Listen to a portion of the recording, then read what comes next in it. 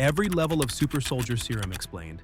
Level 1, the Rejects, Bradley Program Serum, Isaiah Bradley. The super-soldier dream began in the shadows. After Steve Rogers disappeared in 1945, America wanted another. But without Dr. Erskine's notes, the government had a half-finished recipe and a whole lot of ambition. So the military turned to human testing, quietly, brutally, and far away from headlines. In secret labs across the late 1940s, the US military launched what would later be called the Bradley Program, an attempt to rebuild the serum that created Captain America. But instead of volunteers, they used African-American soldiers, men who had served their country only to become its experiments. Hundreds were injected with unstable formulas, some collapsing within hours, others lingering for days as their bodies failed under the chemical strain. It was a dark echo of the very ideal the Super Soldier Project once symbolized. Amid that chaos was Isaiah Bradley, a soldier whose body didn't break. The serum worked on him in ways the scientists hadn't expected. It stabilized, adapted, and fused into his biology. He gained enhanced strength, endurance, reflexes, and resilience. Not the mythic perfection of Steve Rogers, but something close enough to terrify the people running the program. Because in their eyes, a black super soldier was a liability. Bradley's missions were buried under layers of classification. During the Korean War, he was deployed to destroy a Hydra cell led by none other than the Winter Soldier, a name whispered among the military like a ghost story. The two met on the battlefield. Bradley fought him to a standstill, tearing through enhanced soldiers and shattering the illusion that America's experiments had failed. He won, but his victory came with a punishment far worse than defeat. The government couldn't risk the story spreading. The official report claimed he disobeyed orders, and Isaiah was imprisoned for nearly 30 years. Locked away in a cell, his blood was drained again and again, shipped to Hydra remnants, the CIA, and whoever promised to improve the formula. He was now considered a resource. The experiments scarred him inside and out. Every injection left microscopic damage. Every extraction left a piece of him behind. By the time he was freed, his youth was gone, his family broken, and his existence erased from every record. The files marked him as deceased. The truth was far worse. He had been erased from history long before he died. His story stayed buried until decades later, when whispers of his name resurfaced. Younger heroes began to uncover the truth. Sam Wilson found him living quietly in Baltimore, an old man who carried the body of a legend and the memory of betrayal. He didn't talk about heroism. He talked about pain, about how the world celebrated one Captain America and locked away another. His story reshaped how the world saw the serum. It was a mirror reflecting who the country was willing to uplift and who it was willing to use. Every vial of Super-Soldier Serum that came after, Hydras, the Soviets, even the CIA's, was born from that same stolen foundation. In the comics, his legacy lived through generations. His grandson, Elijah Bradley, took up the mantle as Patriot, joining the Young Avengers. But Isaiah himself remained something else entirely, a man who had carried the promise of a nation that refused to carry him back. The Bradley Serum never became mass-produced. The formula that made Isaiah unique was eventually destroyed, and the government pretended the program never existed.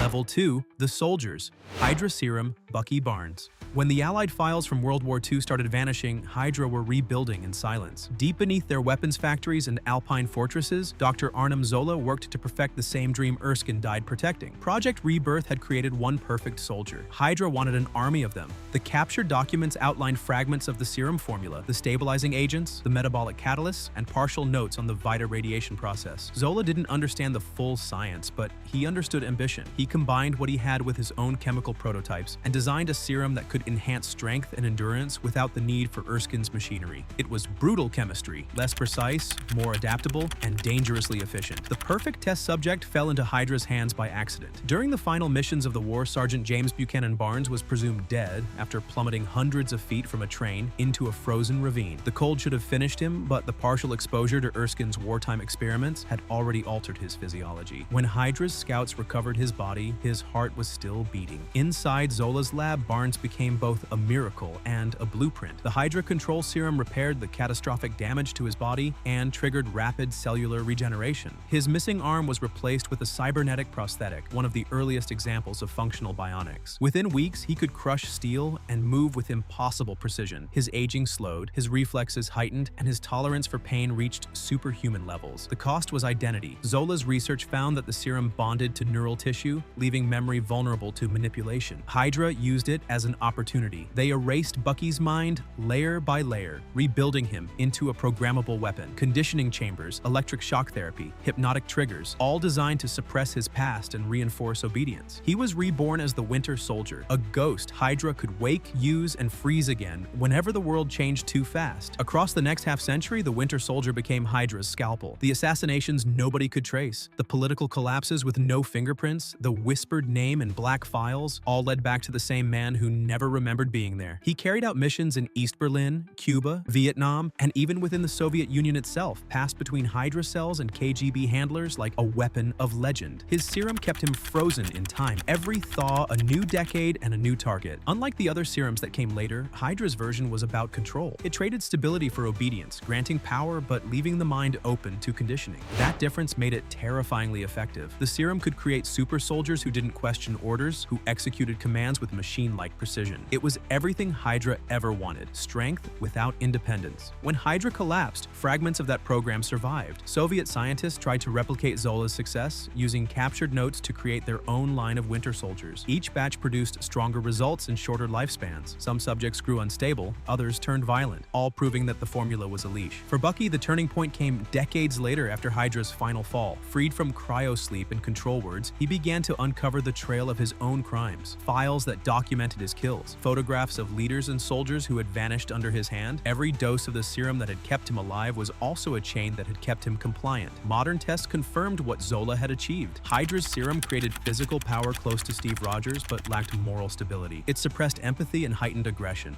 making soldiers more efficient but less human.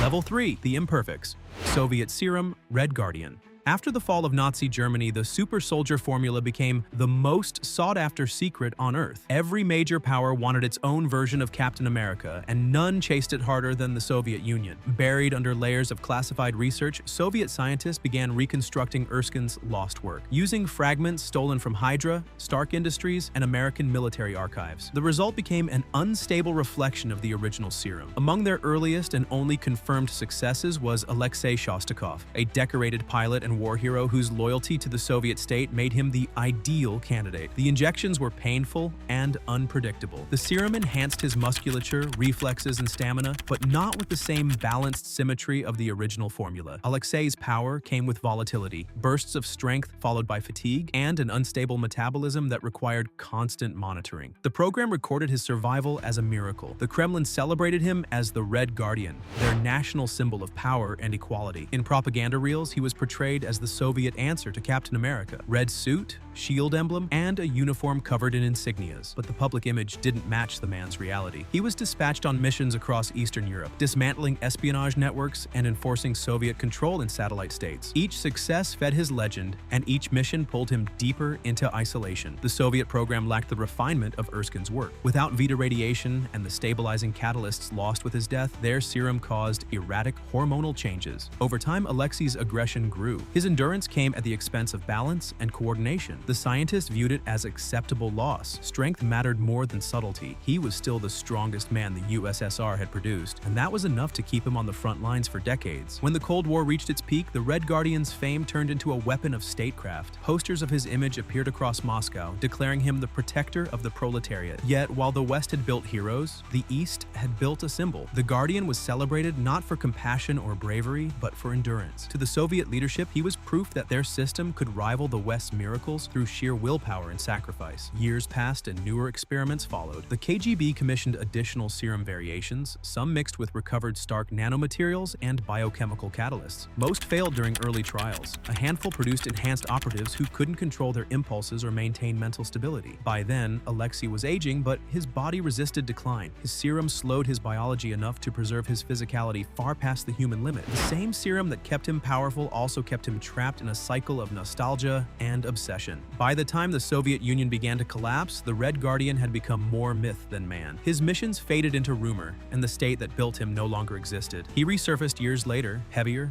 weathered, still bragging about battles with Captain America that never happened. For him, the Cold War never ended. It just went quiet. In the MCU's records, his enhancements remain among the most successful reproductions of the super-soldier formula outside the United States. The formula worked, but the philosophy behind it failed. Where Erskine had chosen compassion, the Soviet scientists chose loyalty. They wanted strength that obeyed commands, not strength that asked questions. The result was a soldier whose body outlasted his country and whose memories no longer matched the world he lived in. Alexei Shostakov's story became a cautionary tale inside Russia's post-Soviet intelligence circles, a reminder that chemistry can mimic power but never replicate purpose. His serum still functions decades later, its molecular stability proving how close the Soviets came to recreating Erskine's work. Yet its imperfections define it. It created a soldier too strong to forget his prime and too unstable to move beyond it. Level 4. The Mutants.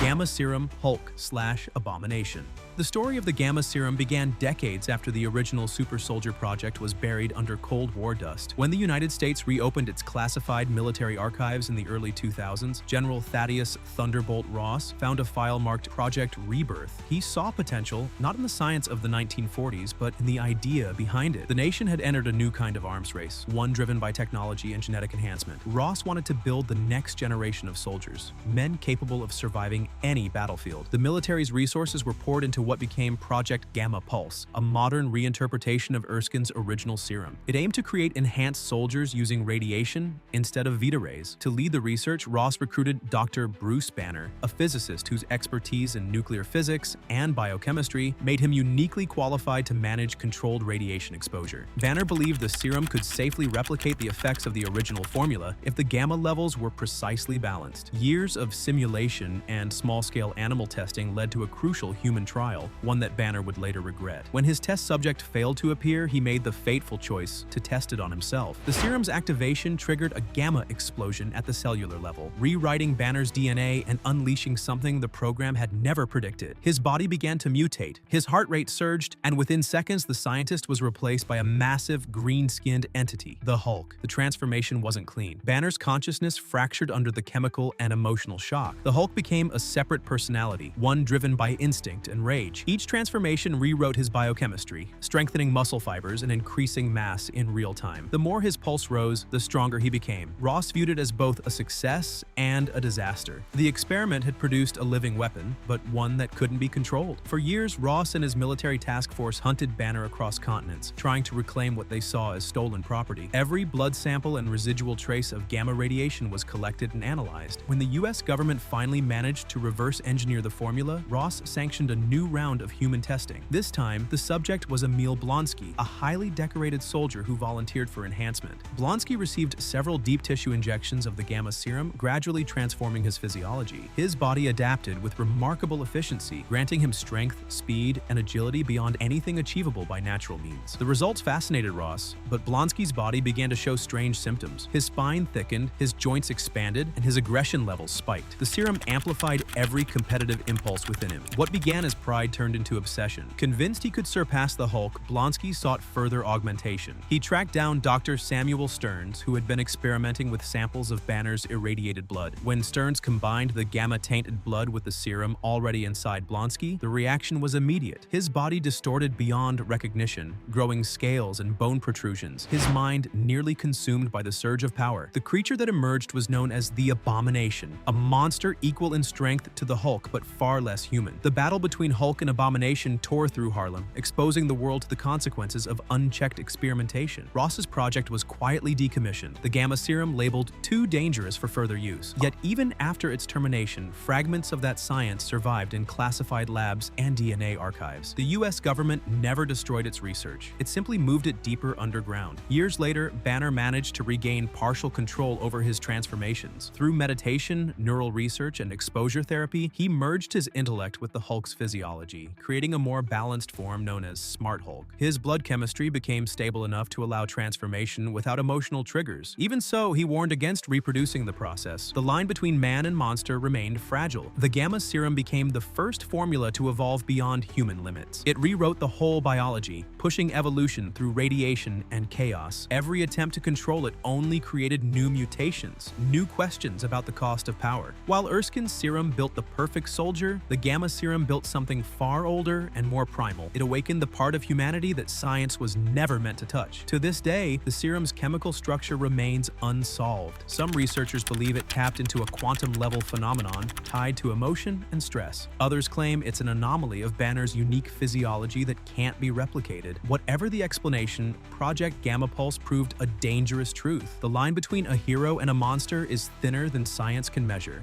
Level 5, the Corrupted. Goblin Formula and Prototype Serum, Red Skull and Green Goblin.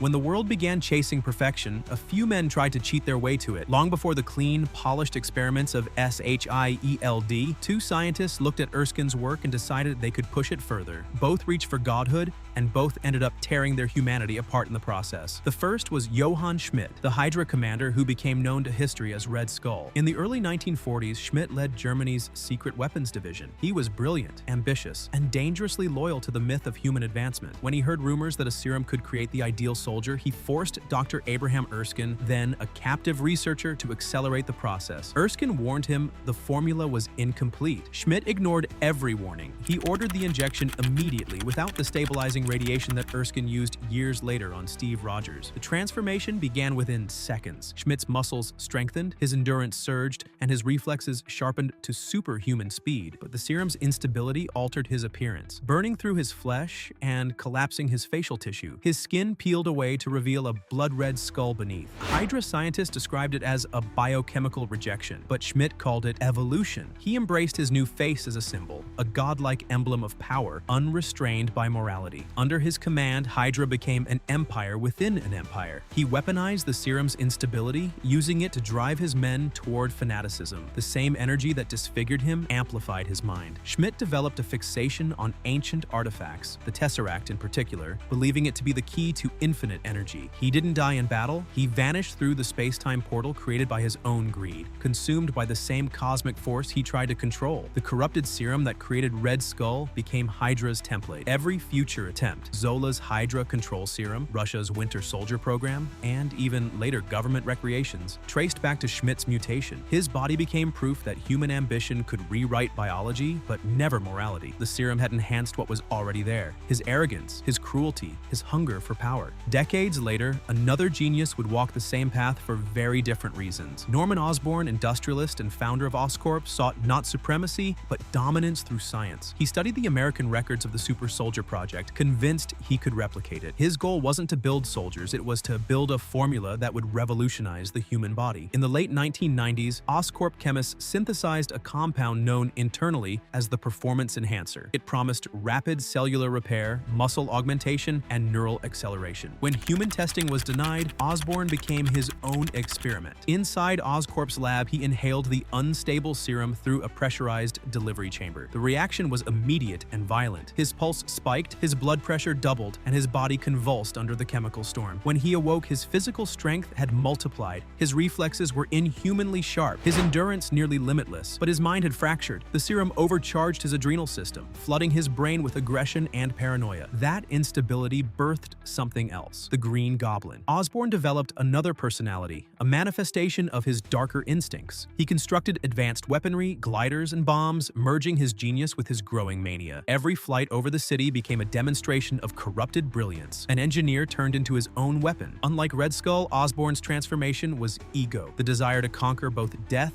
and failure. Both Schmidt and Osborn reached for the same promise of transcendence and ended up trapped in versions of themselves they couldn't escape. The corruption was in their intent. Each used science as a ladder to ascend beyond humanity, and both found madness waiting at the top. Modern researchers categorize their transformations as Type 5 instability, a state where enhancement of the body triggers degradation of the mind. It's the same chemical blueprint seen in early Stark derivatives and rejected Hydra samples. In both men, the serum achieved perfection in strength and ruin in spirit. Their bodies became stronger, their minds sharper, their instincts deadlier, yet every improvement hollowed them further. Science gave them everything they wanted, except control over themselves. Level 6. The Perfected.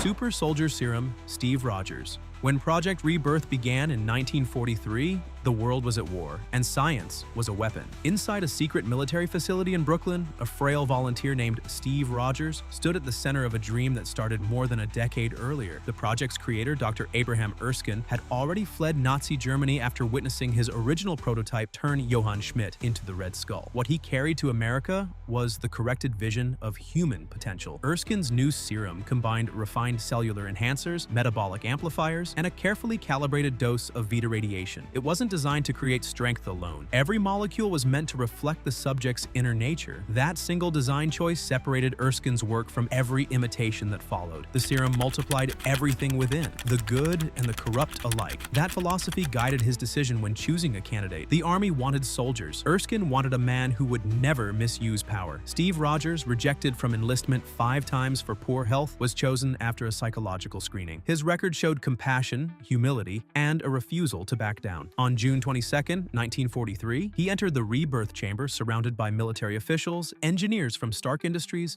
and Erskine himself. The process began with multiple injections to prime his system, followed by infusion through a glass containment pod. As the Vita rays activated, Rogers screamed from the intensity, muscle fibers breaking and reforming in seconds. When the chamber opened, the transformation was complete. The serum elevated Rogers' body to the absolute peak of human potential. His physical strength, endurance, reflexes, and healing reached near superhuman levels, yet he remained fundamentally human. His senses sharpened, his reaction time shortened to milliseconds, and his mental clarity increased. Every cell operated at maximum efficiency, making fatigue nearly impossible. It was evolution by design, one human perfected without mutation. Within hours of his transformation, the program was sabotaged. Hydra agent Heinz Kruger assassinated Dr. Erskine and destroyed the remaining vials of the serum. Erskine's death froze his formula in history. The United States military suddenly possessed the perfect soldier, but lost the only man who knew how to make another. Project Rebirth ended that same night, leaving Steve Rogers as its first and final product. Rogers became the symbol of the Allied war effort under the name Captain America. He carried Erskine's ideals into every mission, liberating camps, dismantling Hydra facilities, and leading special forces units behind enemy lines. His enhanced physiology allowed him to fight for days without exhaustion and heal from injuries that would have been fatal to others. Yet his most defining quality remained moral judgment, the very trait Erskine believed the serum would amplify. When the war reached its peak, Rogers led the assault against Hydra's final stronghold. His capture of the Red Skull ended in tragedy as their battle aboard an armed Valkyrie aircraft forced him to crash into the Arctic. For decades, his body lay preserved beneath the ice, frozen